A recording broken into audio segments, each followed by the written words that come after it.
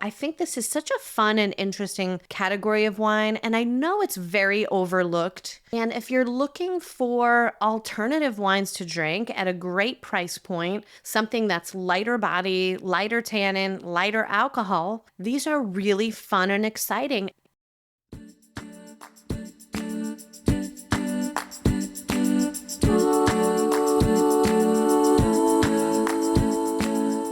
Hello! Welcome to Sip with Nikki. I'm your host, Nikki Lamberti, and I am coming to you from Sonoma County, California. If you are a regular listener, hello, welcome back. I appreciate you. And I would love if you would take a quick minute to do me a favor. Probably less than a minute, probably 20 seconds. Have you left a review on the podcast? See, a positive review helps the podcast to gain more traction and more listeners. And hey, the bigger the party, the better. So thank you. Scroll down in whatever platform you're listening to. Leave us a quick review. I would so very much appreciate it. You all know what gets me excited and what gets me to this microphone every single week is to introduce you all either to someone or something new and exciting. And this week, it's something, it's a region, it's a type of wine that I believe that most wine drinkers are really not familiar with, and that's Beaujolais, the region within Burgundy. And coming up on the third Thursday of November is Beaujolais Nouveau Day, which is a specific type of wine from this Beaujolais region. And I feel like this area gets a little bit of hype and a little bit of spotlight every November, and then it kind of fades away. And I think a lot of people forget about it as a type of wine. And Beaujolais is a light red wine. It's bright, it's exciting. It has really a spectrum of what it can be depending on the areas that it's from. So this week I am breaking down, first of all, what is Beaujolais Nouveau? How is it different than traditional Beaujolais that we can get all year round, and why you should be drinking it and what you should be drinking it with. So here we go with Beaujolais. So the third Thursday of November is a holiday, and it is known as Beaujolais Nouveau Day. And if you happen to be in a wine shop this third Thursday of November, which happens to be the 21st, or in the days shortly thereafter, maybe shopping for some Thanksgiving wine, you will see a lot of very colorful, eye-grabbing end cap displays with bottles of Beaujolais Nouveau, which are also usually very colorful and fun and dynamic and expressive labels. Let's talk about what the heck is Beaujolais Nouveau and how is it different than just Beaujolais, and why you should be exploring and drinking these wines. So Beaujolais is a region in France, and it's essentially the southernmost region of Burgundy, which if you are a fan of French Pinot Noir or Chardonnay, you are drinking Burgundy, which is the region, but in the south is an area known as Beaujolais. And the main grape grown there is Gamay, which makes a very light red wine, not unlike Pinot Noir, which is the primary grape of Burgundy. It is a lighter color red in the glass because it has thinner skin, which means it has less tannin. And generally, they are bright and fresh, but can lean on the deeper, richer, more structured end of the spectrum as well, depending on where in the region they're from. So the first distinction we need to make is what this Beaujolais Nouveau Day is celebrating each year. And really, this was essentially an effective marketing campaign that really picked up a lot of speed in the 60s and the 70s. And it was supposed to be celebrating the end of the harvest and taking the Gamay grape and bringing it to market very quickly, hence the Nouveau, new, right? So when you are purchasing a bottle of Beaujolais Nouveau, In November, those grapes were only picked in usually the end of August or the beginning of September. Now, for red wine, that's a short runway. That's a short time window. Typically, most red wines are going to be at least a year from the pick to the bottle, and most are going to be 2 or even more years. So that's the one thing that is very specific to Beaujolais Nouveau. And the wines that are made in this way are generally described as grapey and flirty and cheap and cheerful. Some of my favorite wine descriptions. And they're yummy and they're fun and they're relatively inexpensive, as they should be if they're literally getting to the bottle within a matter of months. And so these wines, Beaujolais Nouveau, were the introduction for me to the Beaujolais region. And in all honesty, probably caught my eye when I was living back in Orlando and shopping in Total Wine and happened to be in there in November looking for Thanksgiving wine. And I probably was intrigued and bought some.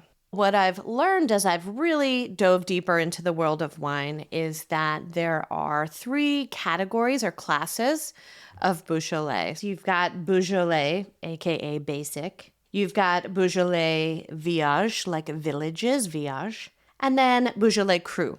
And they go in that order as far as the perception of quality, because what happens is you go from category 1 to 2 to 3 to the cru wines. Crus are basically communes or villages. They're very specific areas, and there are 10 of them. And in order to be labeled with one of those crus on the label, Morgon is one that I'm going to be spotlighting today, Morgon, Morgon. They are from distinct areas that are known for having very specific characters because of the soil and the wind and the sun and the terroir, right? Gosh, my French teacher from high school, Mrs. Handler, if you're listening, she's cringing at my French pronunciation here. I'm sorry, Mrs. Handler, I'm a little rusty, but I'm trying.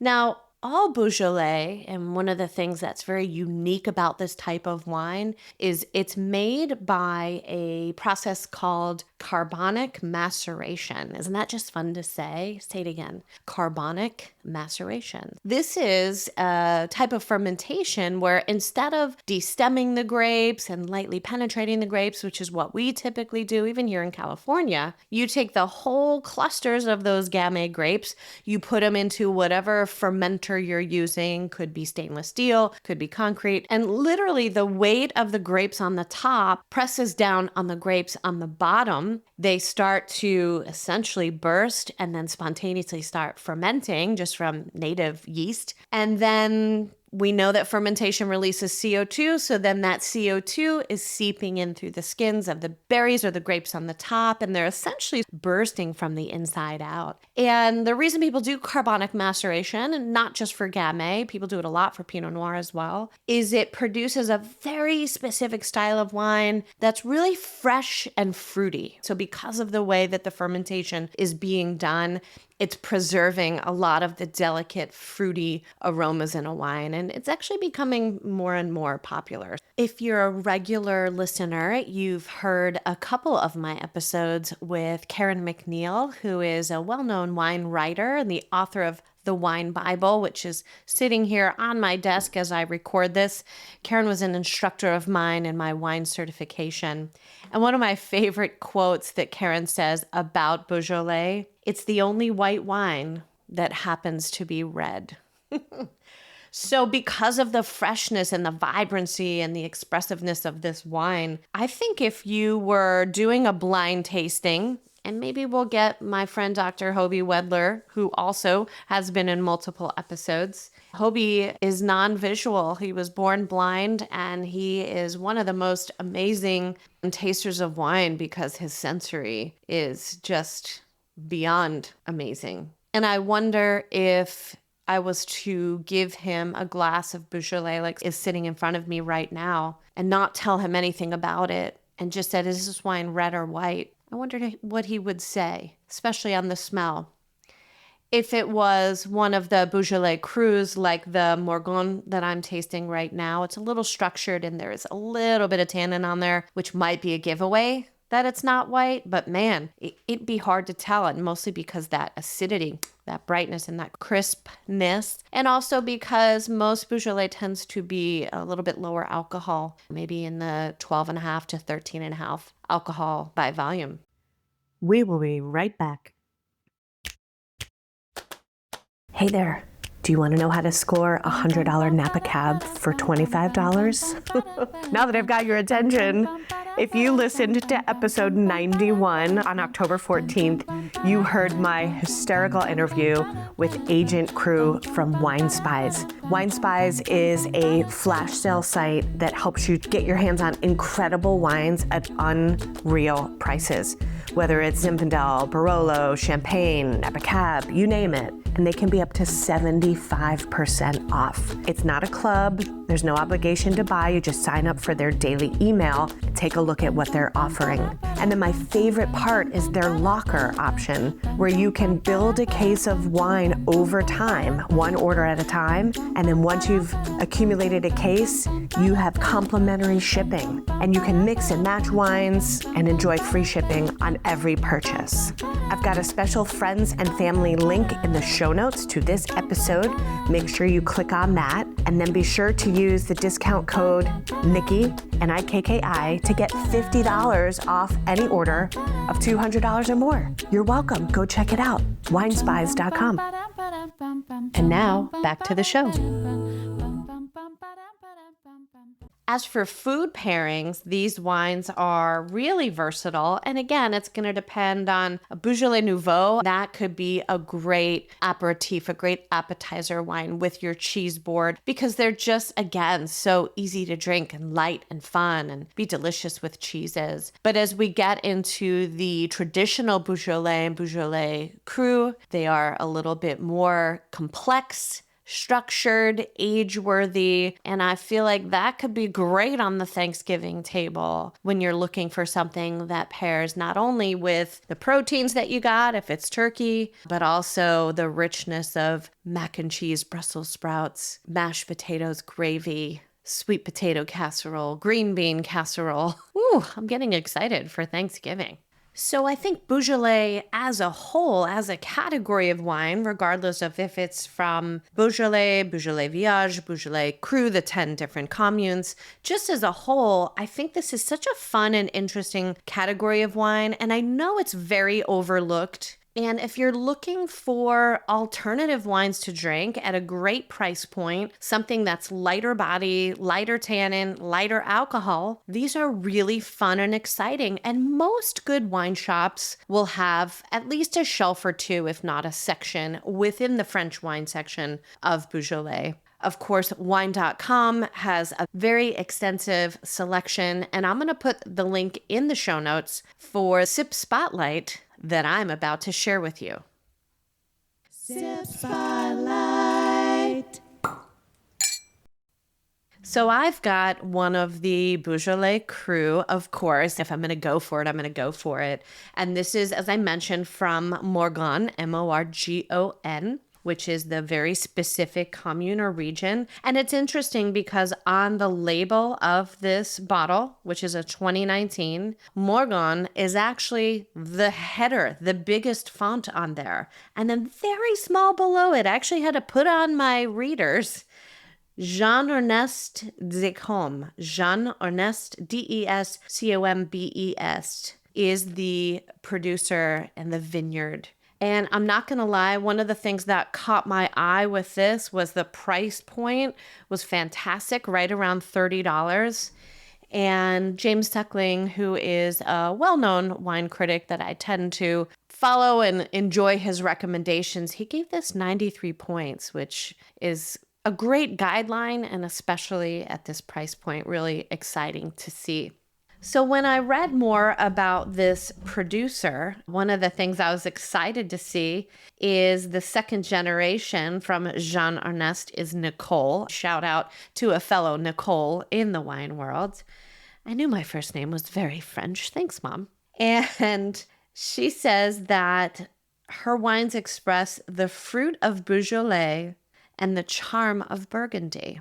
And I thought that was an interesting quote because, again, as I mentioned, Beaujolais is considered to be part of Burgundy, but really they are two different regions that don't have a heck of a lot in common, just as far as the soils and the wines that are coming from there. So she is using this wine to bridge between those two regions. The tasting notes on this bottle: brilliant garnet color. I agree. I'm looking at it in my glass right now. Refined and intense aromas of flowers, black fruit, kirsch, and subtle peach note. Full-bodied, structured, balanced, and clean with soft tannins and a long finish. On the label, the food pairing suggestion is grilled red meat. Okay. Ooh, roasted duck breast and fine cheeses. I will take all of the above. So again, this is the 2019. This is a Beaujolais Cru Morgon from Genre Nest de Com. And there is a very popular name also on this label, which is Georges de Boeuf.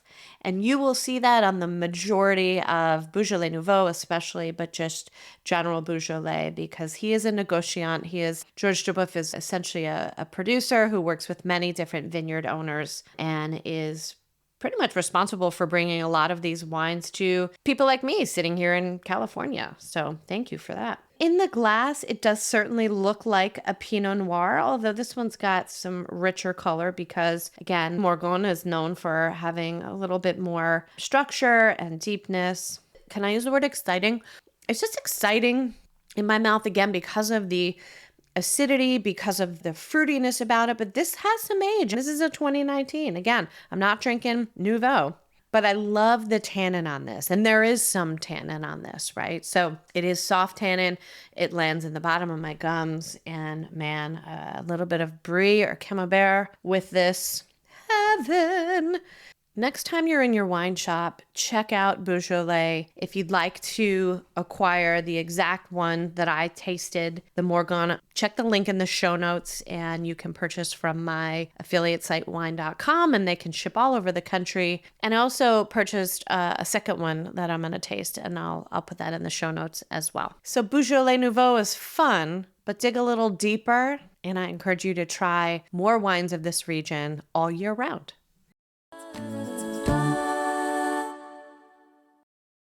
So I really encourage you to try some Beaujolais, whether you can find it in your local store or use the links in the show notes that I'll provide for wine.com and have it shipped. There's no reason to be drinking just the same wines all the time. And I think we all get into a comfort zone and in a rut. But man, if you explore, and hopefully the guidance I've given you today gives you a little foundation and makes it feel a little bit less unknown and a little bit less risky, man, sometimes the reward is so unexpected and exciting and just diversifies the joy that is in your glass. Hey, speaking of joy in your glass, if you haven't grabbed my 2021 Solvato Sangiovese that I make, I can ship to most states. It is also a beautiful red wine, a little bit more bold than Beaujolais, but also great on a holiday table because it's a very versatile, medium-bodied, fruity, spicy, medium tannin wine that's also great all year round with pizza and pasta and cheeses and charcuterie and I could go on and on. Visit solovatowines.com. The link is in the show notes, and make sure you use the discount code PODLISTENER for 10% off your order. Go find some Beaujolais, get it in your glass, and as always, sip well.